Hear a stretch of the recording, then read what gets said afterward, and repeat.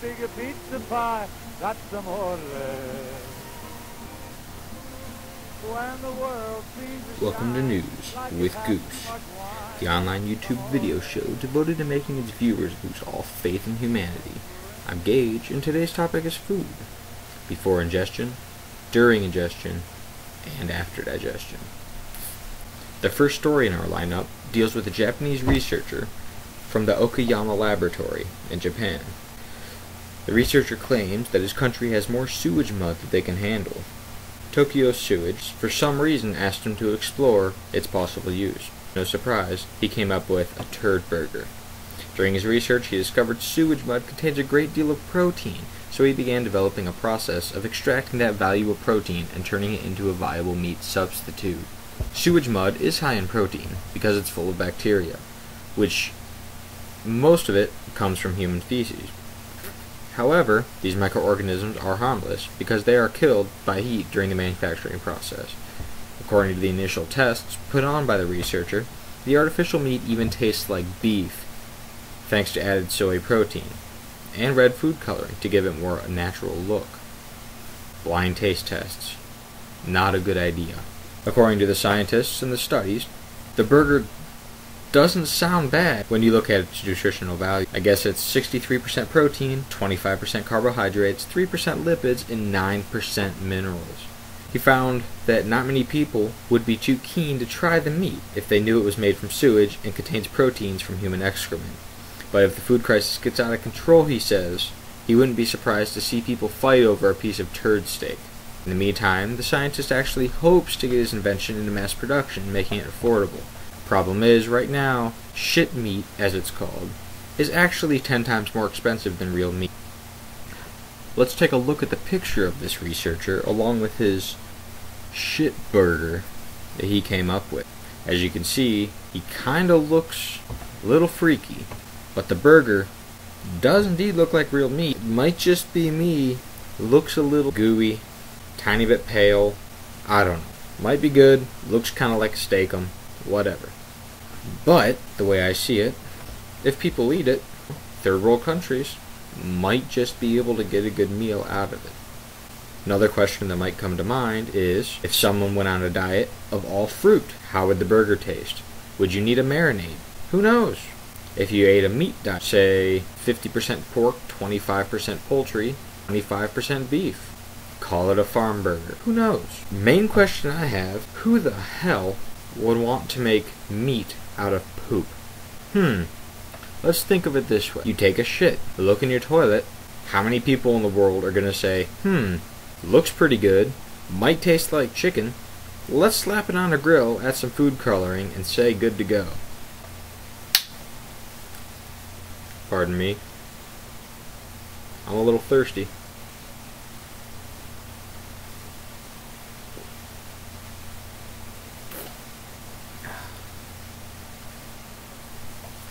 Diet Dr. Pepper. Excellent. Better than poop. So, I was thinking, and I came up with a few, how do I put it, potential foods that may show up in the coming years on Earth. Here's a few examples now. The second story comes from Lawrence, Massachusetts. The title of the story is Massachusetts Man Facing Toilet Paper Theft Charge. What's the connection, you may say, to the previous topic? I wonder. So, essentially, the whole article is about a city worker that used a little too much toilet paper, or stole toilet paper. According to the Associated Press, police said that the Massachusetts man admitted this week to stealing cases of unused toilet paper from Lawrence City Hall. The man's name? Can't say, but he was arrested after a Lawrence police officer spotted him walking out of City Hall with a case of around 20 rolls, give or take. Maybe he was making some meat. Maybe he just, I don't know, wanted to make bacon. Making bacon.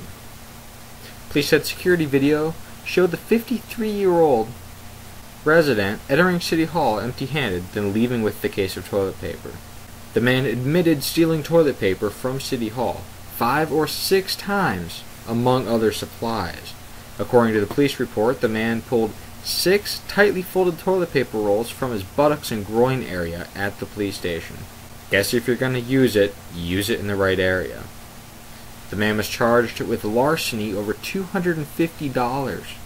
It was unclear if he had hired an attorney, and it's unclear what his sentencing is going to be. What the hell is the world coming to? The third article was published back in June from a website called News Corps.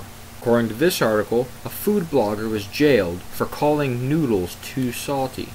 The blogger visited Taichung Beef Noodle Restaurant back in 2008 and wrote on her blog that the cuisine there was too salty, that the venue was unsanitary because there were cockroaches, and that the owner was a bully. The restaurant owner, known as Yang, learned about the review from a regular customer and sued Liu for defamation. The district court found that Liu's comments about the cockroaches were a narration of the facts, but ruled that her criticism of the restaurant exceeded reasonable bounds because she only tried the noodles and 2 side dishes. She was sentenced to 30 days in detention, 2 years of probation, and was ordered to pay $6,900 in compensation to the restaurant after an inspection found that the conditions were sanitary. Liu, who apologized to the restaurant, was told by the judge that she could not appeal against the decision. A lawyer in Taichung said that the bloggers who post restaurant reviews should remember to be truthful, objective, and fair, and should post photographs to support their comments. Well, here's a photograph of one of the beef noodle dishes. Does it look salty? You tell me. Do you feel like saying anything, commenting anything, starting an argument, trolling, griefing? I don't care. Post it in the comments section down below this video. The fourth and final article deals with Ahwatukee experts on a mission to get their children to eat dinner. I guess, according to the Arizona Republic, unlimited handfuls of goldfish crackers and sips of orange juice from portable cups are the bane of the family dinner hour. I guess the Foothills speech therapist and owner of Desert Valley Pediatric Therapy has had so many parents complain to her that her children won't eat dinner that she and her staff are conducting free workshops on the subject this summer. According to Julie Sorek, speech therapist, parents come to her and say, "My child won't eat." Sorek continues by saying they need to realize it's not enjoyable for her child to be given snack food all day long while mom is on the run. What children need is a mealtime where everyone sits down and has an enjoyable time together.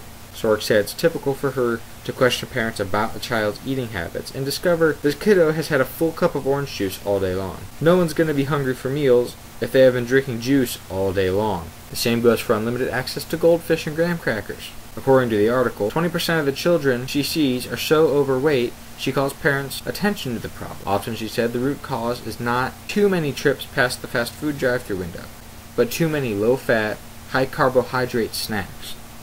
Feed your kids. Feed them some poop burger. Blind taste tests? Children, of course.